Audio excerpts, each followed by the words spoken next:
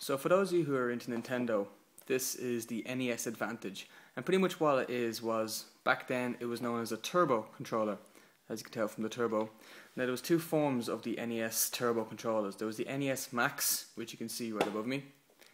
I'll eventually get my hands on one of them and show you what it looks like. For anyone who's seen Ghostbusters 2, this was the controller that Dan Aykroyd used to control the Statue of Liberty. Now of course this wasn't the actual controller, but it was the same form controller, the NES Advantage.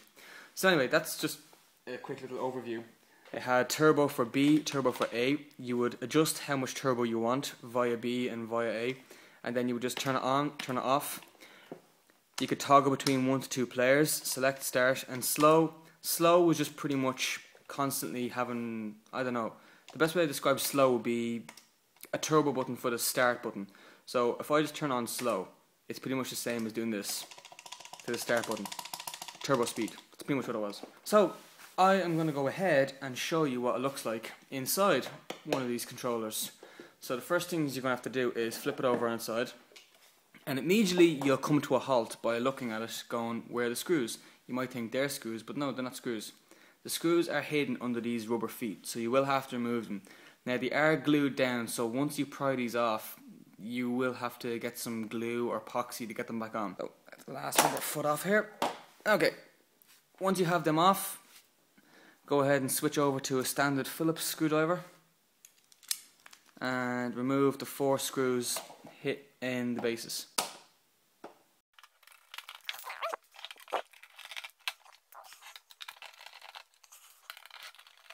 Pry it off. It'd be a bit difficult, but eventually it should pry off.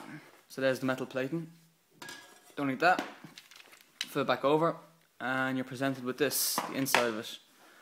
So go back to your Phillips, or whatever, go back to your Phillips, and there are a few screws that you're going to want to remove. You're going to remove this black screw, this black screw, this black screw, and where this white cross is, 3 regular Phillips screws.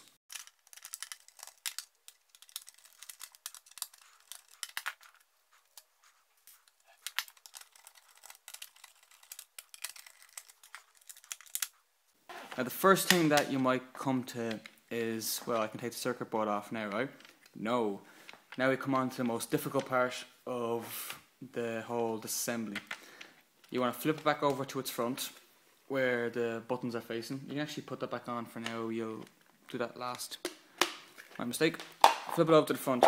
Now this, I have to admit, I messed up first time. And what happened the first time was, well, I'll show you when I take it off. These 2 turbo ports, you're going to have to pry them off with something.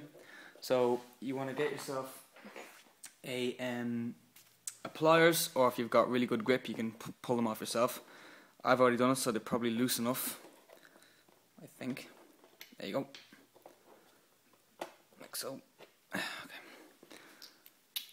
And the first thing you'll notice down there is that there was a single kind of a tube of very, very, very thin metal, which would be in the shape of a flathead, and idiot over here assumed you use a flathead and twist it off. Nope.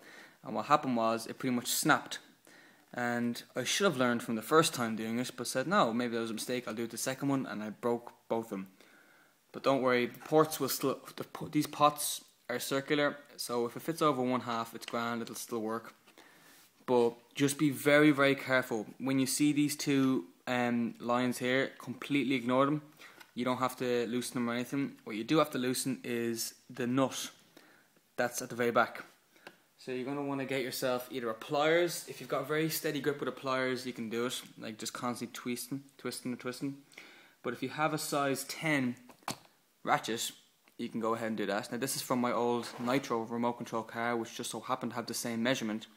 So stick it in and just turn.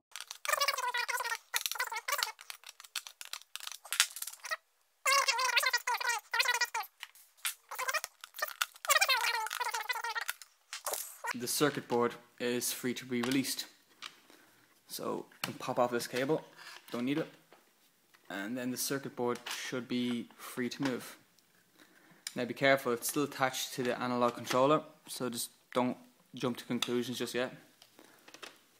So there you go, there's the circuit board, there's the player 1, 2, there is the start, the select button will be underneath it. Alright.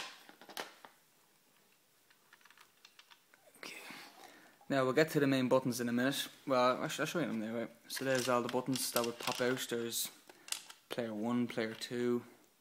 There is the... what the hell was this? Oh, it's a slow button, sorry, slow button. Oop, damn. It's a slow button. So I'll just take all these out, so I know they're going to fall anyway, so... let's get these all little thingamabobbies out. So yeah, there's all the buttons loose from the NES Advantage controller. Now what we're going to do is we're going to get the analog controller out, which is a bit tricky but not impossible. So the first thing you can do, if you want, you can just release the ball, so it's just one extra gap free. So the ball just twists off like normal. No real strength required, just there you go. And then there are 4 main Phillips screws on the circuit board. So go ahead and loosen them up.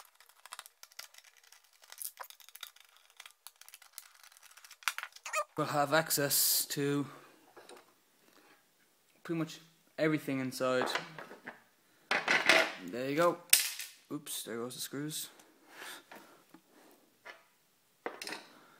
So there would be the analog control. So the ball would make in conjunction to the left, up, right, down and all that.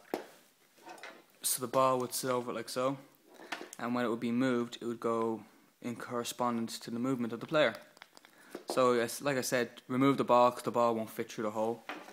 And there's the spring that would hold it down in place, make it springy and rotate back and forth. So there is the entire of an NES Advantage.